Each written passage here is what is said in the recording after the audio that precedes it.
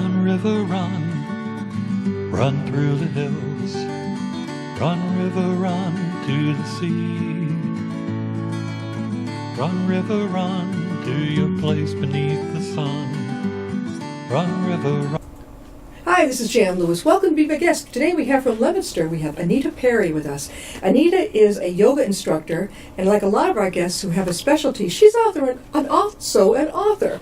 And she wrote Yoga Minute, Got a Minute? You Can Do Yoga, and Yoga Wisdom, and Reflections of a Practicing Yogi. Thank you for coming.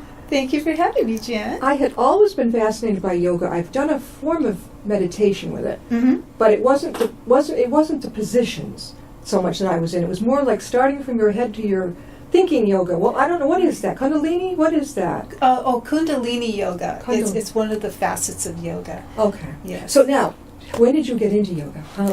Well, it all started, I've been in health and fitness about 40 years. Actually, started way back during the aerobic craze, Jane Fonda and Richard Simmons and all that. And I did that. I had a successful business called Health Workshops, which I went and I would do corporate on-site wellness programs. And then I was also a continuing education provider for aerobic instructors. So I taught aerobic instructors how to teach aerobics. Did you go to college for this? Or? No, I'm a teacher. What I'm grade an elementary teacher. So I did this as I started. It was my job during school, during college, and I just kept it up and kept it up. So I did that for a while, and then what happened to me is I kept getting repetitive stress injuries. You get older, your body doesn't work as well as it used to anymore. And I found that I needed something different. So I went to a Pilates class. I liked it a lot. But one day the Pilates teacher wasn't there. And a yoga instructor came in, and she did her thing. And I remembered thinking, I had done yoga a long time ago, back in the 70s, and I didn't like it. Yeah. It was too slow. I couldn't sit still. I kept thinking about, what am I going to do when I get out of here? And I just didn't appreciate it at the time. Yeah. I was into, the aerobic thing and, and go. Yeah.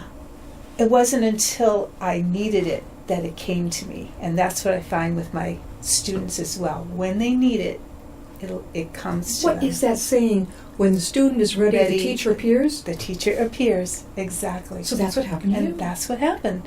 So then I said, I kind of like this, and I started taking more classes, and then eventually I went back and got my certification as a yoga instructor. Yeah. And what I found, that it not only helped my body, but it also helped me sleep better. It helped me in the classroom as a teacher. It just had all these wonderful repercussions. And that's why I wanted to share with my students, and that's why I wrote Yoga Minute. Now, Yoga Minute was the first one. That was my first book. This is your very first book? Yes. Okay, Yoga Minute, and it shows two people, I assume, in an office. Yes. Sitting in their office chairs, doing their yoga. Yes. Now, as a teacher, how do you find time to do that? Do you have to go off into the ladies' room, and how do you do it? No. And that was another point of the book, that it only takes a minute. So, and I teach this to the students. Kids, stress. There's so much stress for students nowadays. What grade are they in? Unbelievable. Well, right now, actually, I just got a new job. I'm the school librarian, so I'll be seeing kindergarten through grade 5. But my previous job, I was a reading teacher, and I was doing kindergarten through grade 4, and occasionally I do the older children too. And there's so much stress on these kids, test anxiety, all kinds of things. And so what I would teach them is, just sit still for a moment and breathe. Yeah. Just breathe. And not this all the time. Right. Oh. Just breathe. Yeah. In through the nose, out through the nose, in through the nose, out through the nose. It helps just hearing it. Just, yeah. I wish that had been around when we were taking the SATs. Yeah. I was inside I was a mess when I went from it. What was it? 3 hours we had to sit there. There was no break, was there? No break. Well, maybe a bathroom break. Yeah. I remember I just endured it. I managed to do well, okay, and got into college, but I was on a wing and a prayer because it really was not comfortable. No. A lot of kids don't. They've got it up here, but they're like, oh, geez, it's that long, stressful period. They quit. Exactly. Today it's the MCAS. Mm-hmm.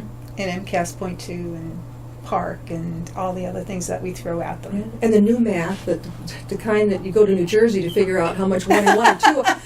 I was trying to help a little kid. That's right. It's like, that's right. Instead of just 1 and 1 equal 2, now, well, what do you have to go around this? What the heck is that all about? Yes. What does it teach? Yes. So anyway, Yoga Minute. Now, how long ago did you write this one? That one I wrote in 2013. Okay, so that was the first one. That was the first one, right? Now, she has some great chapters here.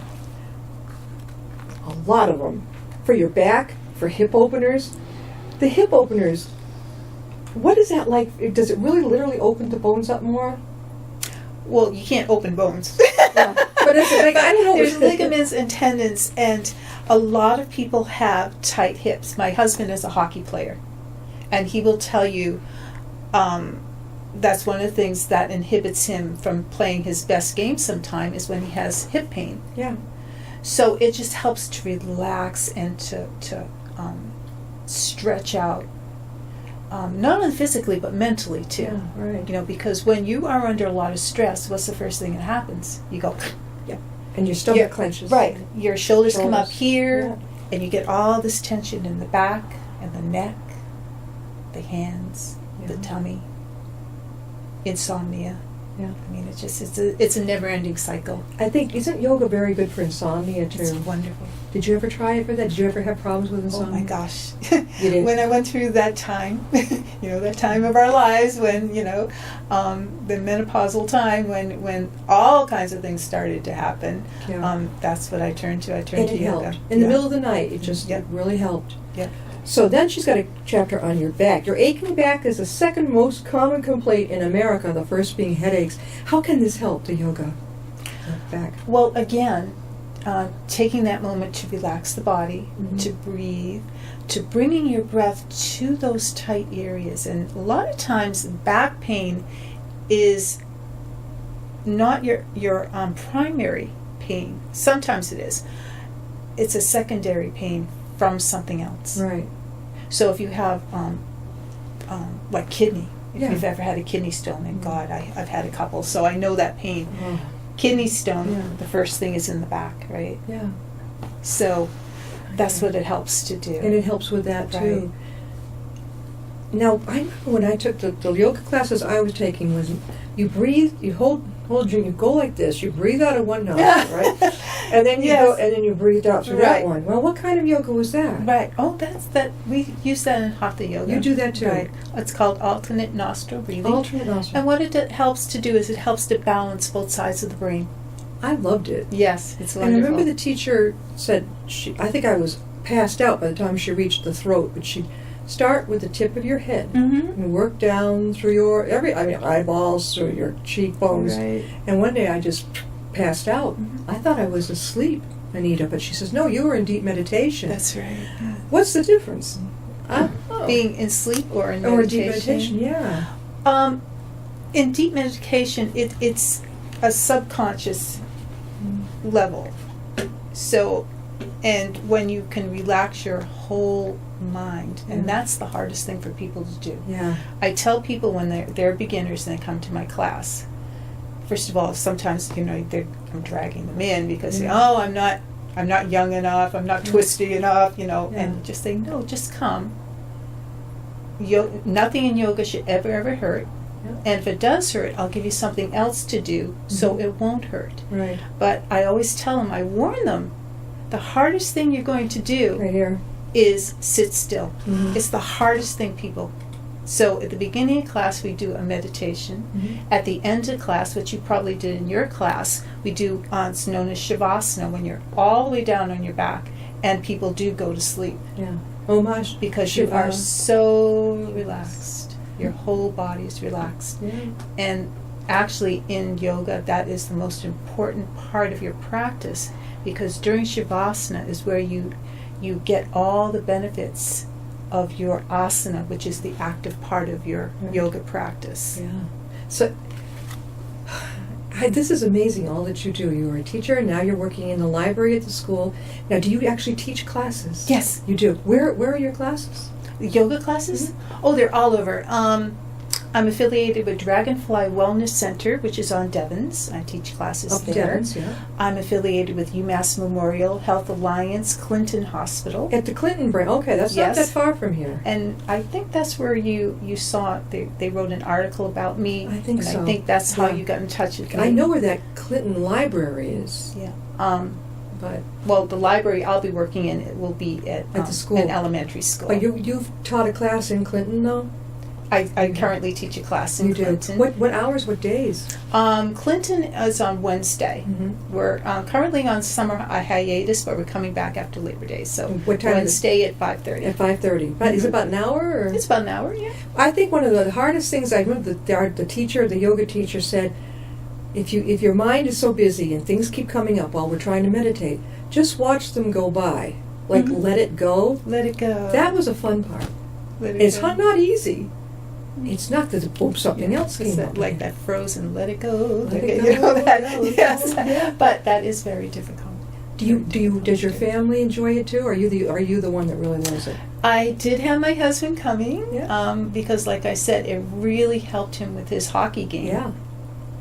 Helped him to stretch out. Sure. So he could see the difference. He could see the difference, yes. So this is the book, Yoga Minute. Got a minute? You can do yoga. Now this is this one. Now, this one here. Yoga Wisdom, Reflections of a Practicing Yogi, which would be my friend. Anita, before we go any further, how can they get your books and contact you? Well, both of my books are on Amazon.com. They're on BarnesandNoble.com. They're on my website, www.yogaanita.com. They're also in Leominster Library. So if you're part of the C.W. Mars we are system, then you can get them at your library. And I'm going to be donating my 2 copies downstairs at the Upton Library on the dedicated authors wall. So please feel free to go down there. Now, Yoga Wisdom. I love what she says on the back. Yoga is more than looking good in leggings and sporting an Om tattoo. Anita Perry, our guest, a yoga instructor for over 40 years. What, did you start when you were 10? So older than they look, yes. Years in the fitness field, writes of everyday activities and significant events as seen through the eyes of a yogi.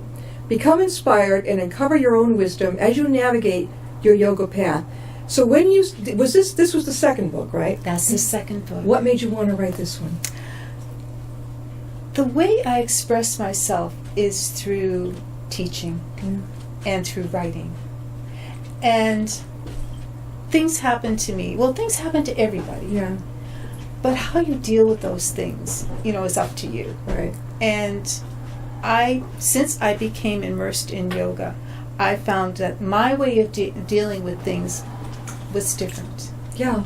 You felt more calm about things. More calm, more different. I saw through a different lens. And so these are things that happened not only to me, but things that happened like the Boston Marathon bombing. Sure. And my thoughts about that. That was I think that absolutely put most of us in complete overwhelmed, I don't know what. I mean, I just stared at that television. Well, of course, because in this area, that's where they start in Hopkinton, right? So, do they run through? Yeah, they start right up the 8 minutes up the road. Yeah. So it's very personal. Yeah, I know. It really, really was. Now, you're up in Leominster. I'm up in Leominster, yes. Okay. So now, if people had more questions and might like to come visit you, how again can they connect with you? They could get in touch with me through my website, or they can call me. They can also call you. Yeah. Now, put yoga in schools. Now, she was a teacher and she's a librarian in a school. Put yoga in schools. I think that's awesome. But you've done it. You take away the test and put yoga in schools. Yes. Yeah, I think that's good. I mean, would people think we were dreaming about that? But why not add it? Why not add it? It teaches the children how to, at an early age, how to relax. Right. And that's what I'm thinking about for my next book. Oh, there's another one coming? Well, there's one that's percolating in my mind. Yoga Minute goes to school. I love because as a teacher, we're just so bombarded with so many different things, and every day we get one more thing to do. Sure. And so the last thing a teacher wants to know is, okay, now you have to add this to your day.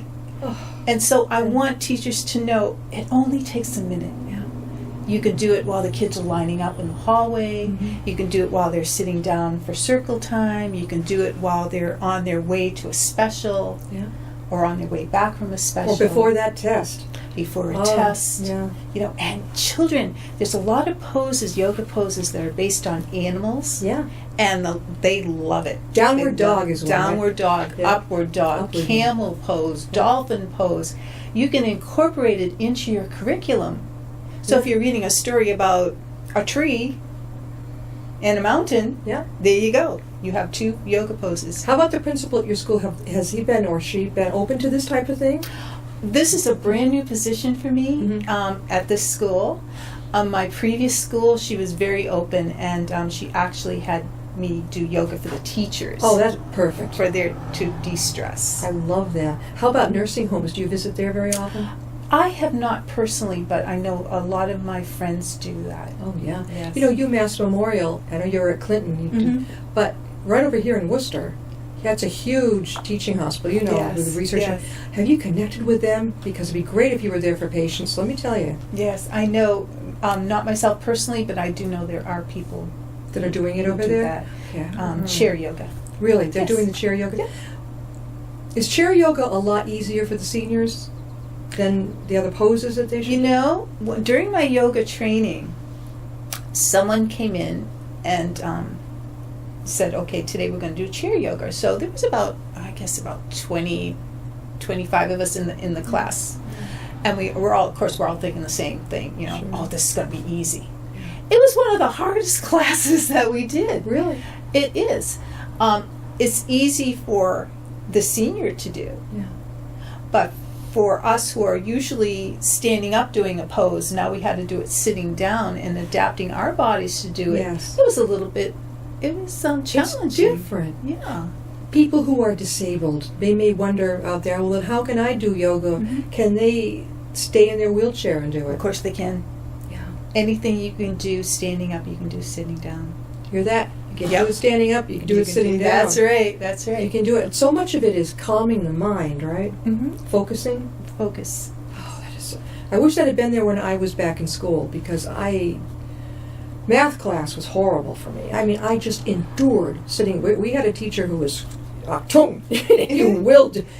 You know, you didn't, Oh, I know. I went to school with the nuns. The nuns and the ruler, so I know exactly where you're coming from. That was what, 5th or 6th grade, and then I went to high school. In my sophomore year, we had a guy.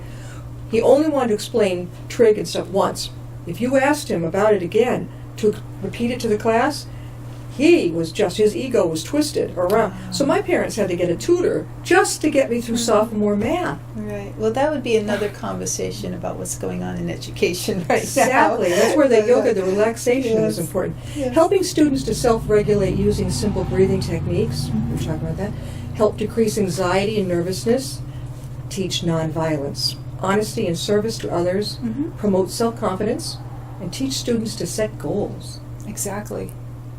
Because the movement part of yoga, which is called asana, is only one part of yoga. It's a very small part of yoga. Yoga is a lifestyle. It is the service to others, called seva. It is being nonviolent. It is being honest. It's being pure of spirit and mind and body. That's all part of yoga. Now, it's based from India, am I correct? Yes. Okay. Now, let me see. Yoga for depression. Have you seen a lot of people fighting that? I have personal experience with that, and some of my students as well, adult students. Sure. Also, in which we talk about how can yoga help you. Yeah. We are talking with Anita Perry. She's a yoga instructor, and she's also an author. Yoga Minute and Yoga Wisdom. We're talking now about the Yoga Wisdom book. Now, you said you've got another book coming out. What's that going to Well, be? it's percolating. Yeah. It's percolating. I'm always, they always say you're only as good as your next book. Yeah. You know, right? So I'm thinking about writing a book for teachers in schools called Yoga Minute Goes to School, so that teachers have that in their toolbox. I think that's wonderful. And they know how to use it. You'd write the book, but you also might be able to teach it And in school. yes, I'm hoping I could do that And too. you'd have the library, right? Maybe they'd let you do it right there in the Maybe library. they will. Now, another chapter is, what is Yoga Nidra? What is that? What is Yoga Nidra? It's called Yoga Sleep. Yoga Sleep. So think about your Shavasana time, your final resting pose, and think about doing that for an hour. It sounds heavenly to most of us, but to some people it would not be. They can't sit still that long. They can't lay down that long. No. I know that I could. I mean, if I feel safe and I'm happy where I'm going for the yoga, I'm fine. Right. If you have that trust build up with your Except I was the teacher. only blonde, blue-eyed person in the room. The rest were delightful Indian friends. All those beautiful brown eyes staring at me. But they accepted me. They just adopted me in, and I felt very, very at home there. Okay. They just whatever. They just go along with it. Whatever. Karma Yoga, not Karma Sutra. I saw that one. Yeah. People have these misconceptions about yoga. Yeah. And I ran into that. There was one school I was teaching at that the parents, as soon as I wrote my first book, they went to the principal and they said, "We are concerned. Yeah. This teacher is teaching. We don't know what this teacher is teaching our children. Yeah. She can't be doing that." Yeah, I've heard about this Karma Sutra thing. This is not that. And to just calm them down and say, well, first of all, I had to educate the principal because she had no idea. Yeah. She was thinking the same thing. Did she call you in and call you? Yes, she did. She called me in. She called me on the carpet and she said, I'm very concerned. Parents have concerns. And in the end, actually, she said, I don't even want to know what you're not to mention this word in this school. I don't want this to happen. And they had no idea it had nothing to do with that. Exactly. How did you get her to wrap her mind around? I didn't. I couldn't. And you can't convince everybody. I can imagine. Maybe I can. But somebody might think that. My next position, my next job, the principal hired me particularly because I was a yoga instructor, because it was in a school district that had a lot of special needs. Sure. And they had it was up in Gardner actually, and they had a disaster happen where a child was a child died because a television fell on him. Do you remember that? How long ago was that? I think maybe about 4 or 5 years ago. It rings a bell from the Yes, news, yeah. and that principal, Miriam Pravetti, hired me particularly because she wanted me to go in to bring down that stress level for the children. Yeah, the grieving process, and that was such talk about karma. From the previous principal who said you will not mention that word in the school, to Dr. Pravetti who said please come to my school and do this for my students. Caretakers, the stress of caretaking somebody elderly, whoever who's got. I would think this would be fantastic for caretakers. That, again, personal experience, because my mom, in the end had dementia, and it really helped me out a lot. Were you her caretaker? Yes. I saw my father be a caretaker, and I saw my mother be a caretaker, and my God, it basically did them both in. Right. So that's my point. I want people to know that yoga is for everyone. You don't have to be a certain size. You don't have to be a certain age. You don't have to be twisty. You don't have to be sitting on a pillow going, with incense burning. Yeah. You don't have to be hanging upside down somewhere, because there's some yoga classes where you're hanging upside down. And you don't have to have the best clothing in the world. You don't have to have the best clothing in the world. It just takes a minute. Takes a minute. And then a lot of times that sparks an interest, and people say, I want to know a little bit more about this, or I want to go to a class, and I don't feel so out of place now. Right. Yeah. It's that trust, like you said before. Exactly. They trust you when you walk in. Right. How long do you think it takes the average person to become adjusted to a yoga class? I think it depends on the person. Some people right away, some people it takes a few classes. A few classes. Right. And that's another thing. You have to find your instructor too, Right. because there's so many different kinds of yoga now. There's what we call gym yoga. Yeah. It's very fast, and very fast paced, almost a cardio workout. Yeah. That's not me. I don't teach that way. Yeah. But some people like that. Yeah. Some people like Bikram yoga, which is very precise movements. You have to have your hand just so, your foot just so. Some people like that. Actually, there's a chapter in there about Something that. So you have to find the yoga that fits you too. Yeah, I tend to, I don't know. If it reaches me first here, then I feel at home. Right. I wouldn't be the type to go in for an aerobic session at all. Right. Because to me, that's not relaxing. Relaxing is using the yoga for what you're thinking and then just relaxing your whole body. Well, that used to be, because I taught aerobics, Yeah. that used to be me, but it's not me anymore. All right, well, we're going to wrap it. We have Anita Perry with us. She is a yoga instructor and author of Yoga Wisdom, also Yoga Might. Where can they find your books? You can find my books on Amazon, Barnes & Noble. You can find them on my website. It's on paperback. It's Kindle version. You can also find it in your library, and that's probably what I'm most proud of being in a library. Well, you're going to have down here, downstairs, I right? will. All right. Now, let us know when your next yoga, is it going to be a yoga book, do you think, coming back? I think it'll be probably that Yoga Minute Goes to School. That's right, the yoga going to Yes, school. I think so.